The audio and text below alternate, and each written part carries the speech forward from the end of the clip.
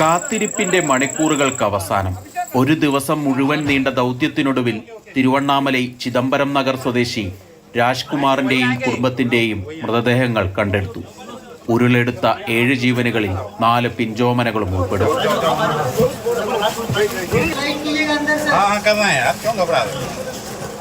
ദേശീയ ദുരന്ത നിവാരണ സേനാംഗങ്ങൾ ഉൾപ്പെടെ 200ഓളം പേരാണ് ദൗത്യത്തിന് നേതൃത്വം നൽകിയത്.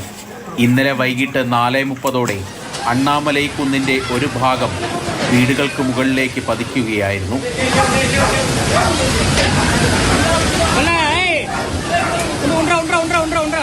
തോരാതെ പെയ്ത മഴയും മണ്ണുമാന്തി യന്ത്രങ്ങൾ അപകട സ്ഥലത്തേക്ക് എത്തിക്കാനാവാത്തതും ദൗത്യം ദുഷ്കരമാക്കിയിരുന്നു. ഒടുവിൽ ഇന്നുച്ചയോടെയാണ് പ്രത്യേകം പാതയൊരുക്കി മണ്ണുമാന്തി യന്ത്രങ്ങൾ എത്തിച്ച് ദൗത്യം വേഗത്തിലാക്കിയത്.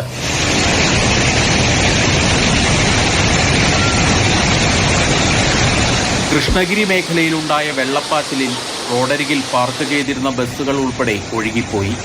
തീരാദുരിതം പെയ്തിറങ്ങിയ വിഴുപുരവും പുതുച്ചേരിയും മഴ മാറി നിന്നതോടെ സാധാരണ നിലയിലേക്ക് തിരിച്ചുവരികയാണ്.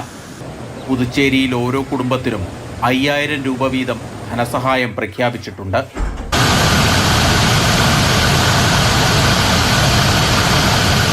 സേലത്തിന് സമീപം ഏർക്കാട്ട് മലവെള്ളപ്പാച്ചിലിൽ മണ്ണിടിഞ്ഞ് വീണ് ഗതാഗതം തടസ്സപ്പെട്ടു. മഴ മുന്നറിയിപ്പിനെ തുടർന്ന് നീലഗിരി, പൊകനക്കൽ ഉൾപ്പെടെ പശ്ചിമഘട്ട മേഖലയിൽ വിനോദസഞ്ചാരത്തിന് വിലക്കേർപ്പെടുത്തിയിട്ടുണ്ട്. തെക്കൻ കർണാടകയിൽ ന്യൂനമർദ്ദത്തിന്റെ സ്വാധീനത്തിൽ ശക്തമായ മഴയാണ് ലഭിക്കുന്നത്. K B Sreedharan, Mathrubhumi news, Chennai.